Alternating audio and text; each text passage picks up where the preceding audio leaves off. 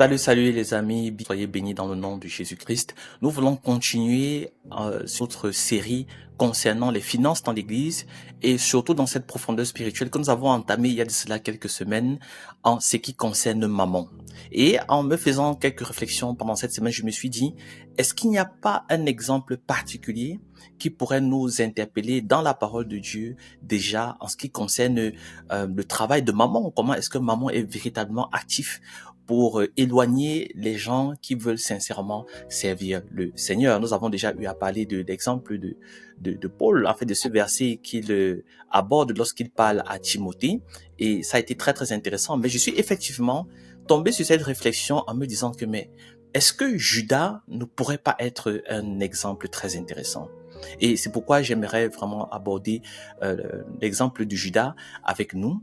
Et je vais aller dans Zacharie. Déjà, je voudrais qu'on essaye quand même d'étudier ce texte très intéressant de Zacharie, qui est quand même annonciateur en ce qui concerne la trahison de Judas, et surtout nous exhorter, nous interpeller en disant que l'amour de l'argent est véritablement incompatible avec le fait d'avoir Dieu pour maître. N'oublions pas ce que Jésus dit. Il dit, nul ne peut servir deux maîtres en même temps. Soit il haïra l'un et aimera l'autre, soit il servira l'un et méprisera l'autre, car on ne peut servir Dieu et Mammon. Et nous avons déjà expliqué dans quelle intention est-ce que Jésus dit cela. Mais maintenant, entrons dans cette première partie de cette vidéo en ce qui concerne Judas comme un serviteur aux multiples facettes. Il faut dire une chose, c'est que Judas, il était déjà particulier dans le sens où Jésus l'avait déjà indexé vers la fin de son ministère comme celui-là qui allait le tromper, mais cependant Jésus a quand même permis qu'il puisse cheminer avec lui. Et quand je dis cela, pensez à tout ce que les disciples, tout ce que les apôtres ont eu à faire pendant 3 années. Ils ont écouté les enseignements de Jésus, ils l'ont absorbé, ils ont été, on va dire, impactés par ces enseignements, ils ont chassé les démons, ils ont certainement guéri des malades, et on peut aller effectivement sur la base que Judas lui-même a pu le faire. Mais sinon, Judas était quand même l'un de ces apôtres-là qui était responsable de la caisse. Ça aussi, c'est quelque chose d'assez particulier pour ceux parmi vous qui êtes responsables d'église. Vous savez que les frères qui sont responsables des finances dans l'église sont très importants. Sans eux, l'église ne fonctionne pas. Il faudrait que ce soit des gens véritablement honnêtes. Il faudrait qu'ils soient déjà disponibles. Sinon, on ne peut pas faire le ministère. Mais il faudrait qu'ils soient honnêtes et qu'ils savent vraiment maîtriser les calculs, la discipline qu'il y a avec, et même la tentation, on va dire, de pouvoir parfois puiser dans la caisse. Et là, en ce qui concerne Judas, cette tentation est vraiment venue très très tôt. Il nous suffit de regarder dans Jean 12, Jean 12, verset 6, je nous fais la lecture. Là, il est écrit, il avait la bourse, et comme il était l'administrateur de la bourse, il se servait souvent de ce qui y était mis. Là, ce verset souligne qu'au-delà de sa fonction, Judas était tenté par les richesses. Déjà, à ce niveau-là, dans son parcours avec le Seigneur, et il voyait l'argent comme étant quelque chose qui pouvait l'aider à s'en sortir. Et cela l'avait, on va dire, malheureusement prédisposé à une certaine trahison. Donc, c'était des signes comme ça annonciateurs que lui-même aurait pu lire dans son comportement. Mais Mammon, on va dire, avait déjà vraiment un pied dans la porte de son cœur. Et ça, c'est vraiment dommage. Et puis, vous voyez que les choses n'arrivent pas d'un seul coup en ce qui concerne vraiment les détournements de fonds dans l'Église, en ce qui concerne le vol des offrandes, qui est de plus en plus multiplié dans les églises, surtout dans les églises africaines. Et c'est vraiment dommage de pouvoir le constater. Vous voyez donc la pertinence, n'est-ce pas, de ces vidéos que nous sommes en train de faire depuis un certain temps. Donc maintenant, venons à Zacharie 11, versets 12 à 13. Donc, bien avant que Judas ne s'inscrive dans l'histoire de la trahison, la parole de Dieu avait déjà prévu ce cas-là. Et ça, c'est fort. Et c'est là où le respect, n'est-ce pas, l'adoration que nous avons envers la parole de Dieu augmente d'un cran. Zacharie 11, verset 12. Et j'annonçais au peuple, si vous me semblez agréable, donnez-moi mon salaire. En lisant ça, pensez un peu à ce que Judas dira aux pharisiens. Donnez-moi mon salaire, sinon ne me semblez pas agréable. Alors ils fixèrent mon salaire à 30 pièces d'argent. Ils fixèrent mon salaire à 30 pièces d'argent. Ensuite, le verset 13, puis l'Éternel me dit, jette-le au forgeron, ce qui est destiné à mon salaire. Et le forgeron prit les 30 pièces d'argent et les jeta dans le temple de l'Éternel afin qu'il en ait le mépris. Bon, dans d'autres versions, on parle plutôt du potier. On jette le au potier et on dit que le potier prit ces 30 pièces d'argent et les jeta dans le temple afin qu'il en ait le mépris. Donc, cette prophétie initialement adressée à un berger symbolique trouve son accomplissement dans le geste de Judas, qui est, comme nous avons dit tantôt, déjà entraîné dans la part du gain, la cupidité qui a commencé à ronger son cœur, maman qui a commencé à faire sa place dans son âme pour finalement arriver au summum qui était Judas lui-même, n'est-ce pas, qui est allé se présenter lui-même, qui est parvenu à cette idée, à aller devant les pharisiens et mettre en place cette trahison. Il est vrai, je pense que c'est dans Jean où on mentionne que Jésus étant sur la table et puis il commence déjà à prophétiser que un de ses disciples va le trahir, et à ce moment on indique, l'apôtre Jean indique que Satan entre dans le cœur de Judas. Et là, on peut identifier la manifestation de Satan à ce niveau-là comme étant maman. Vous savez, ceux qui ont l'habitude de m'écouter savent ce que en fait, les théologues juifs, quand ils parlent de Satan, c'est qu'ils entendent par là. Il ne s'agit pas d'un esprit précis, mais très souvent, il s'agit d'un nom générique pour désigner des esprits malsains.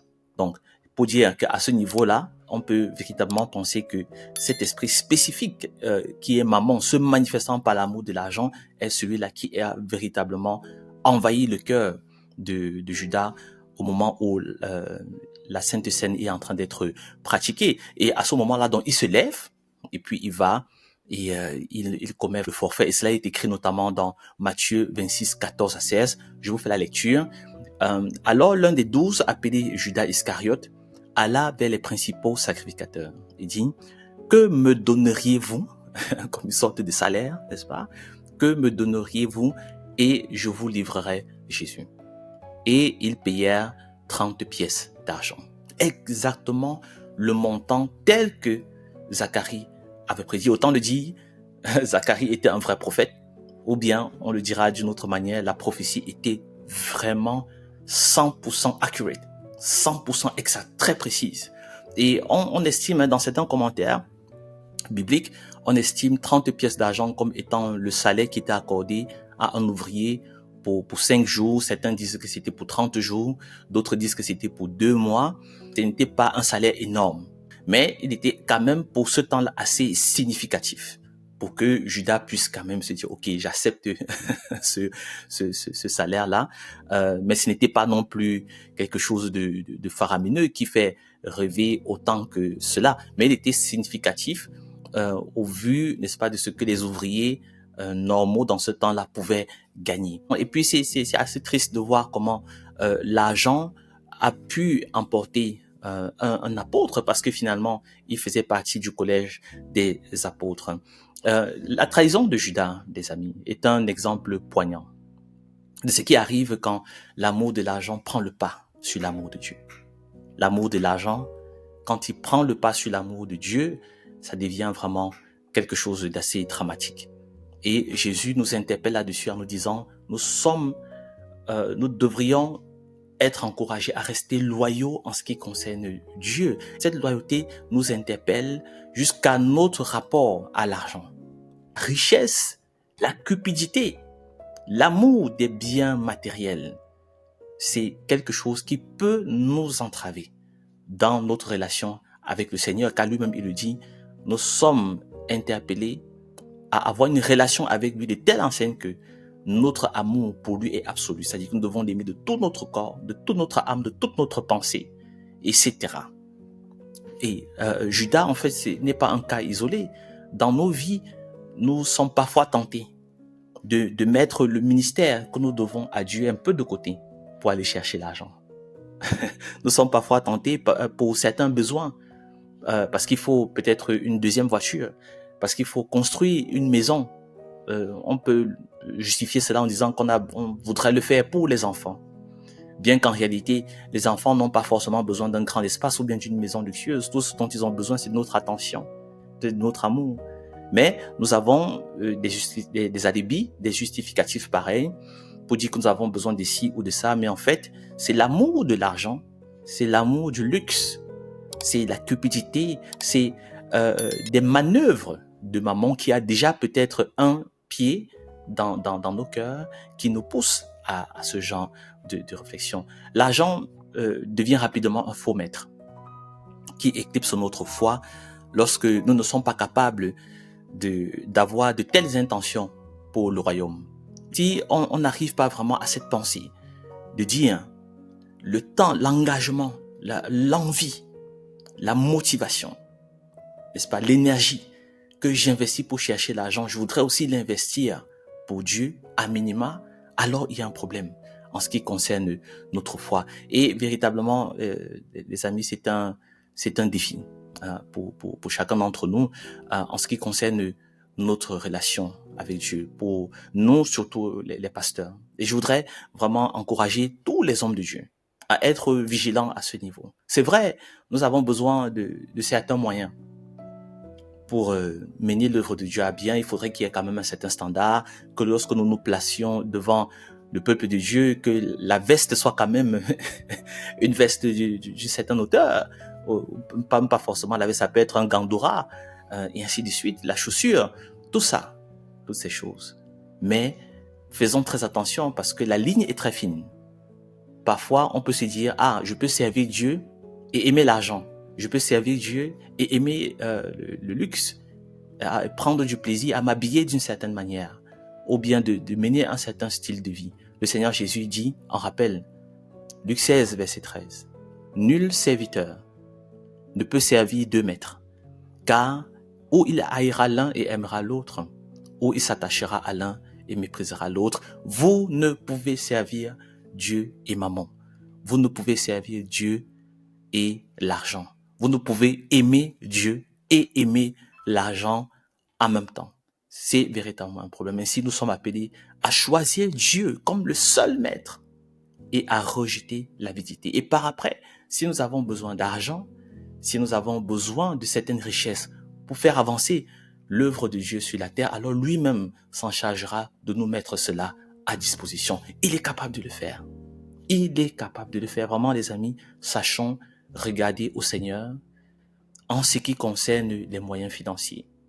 Ça peut être redondant, ce que je dis, mais avec le cas de Judas, vous voyez que un apôtre, ce n'était pas un chrétien lambda. Vous voyez qu'un apôtre a perdu son élection à cause de l'amour de l'argent. Donc c'est assez significatif. Donc voilà le lien que j'avais envie de faire en ce qui concerne Judas et Mammon, parce que ce n'est pas décrit comme ça littéralement dans la parole de Dieu, mais une fois que nous étudions le cas de Mammon, c'est-à-dire l'esprit qui a derrière l'argent, qui a derrière les finances, et comment est-ce que cela peut nous détruire à un moment donné, et pourquoi nous devrions être vigilants, n'est-ce pas? Et puis j'avais vraiment voulu faire cet exemple-là pour que nous puissions être davantage édifiés. Donc les amis, si vous avez aimé la vidéo, n'hésitez pas à placer un pouce bleu, n'hésitez pas à faire un commentaire, à partager vos avis ou bien votre désaccord d'ailleurs, et à partager également la vidéo. Et puis, je vous invite à regarder la vidéo qui va s'afficher là pour que vous puissiez davantage, pour ceux qui n'ont pas encore regardé mes vidéos précédentes sur Mammon et ce verset que Jésus prononce ou bien énonce comme étant un principe, je vous invite également à le faire. Merci pour vos encouragements. Que le Seigneur vous bénisse. Bye bye.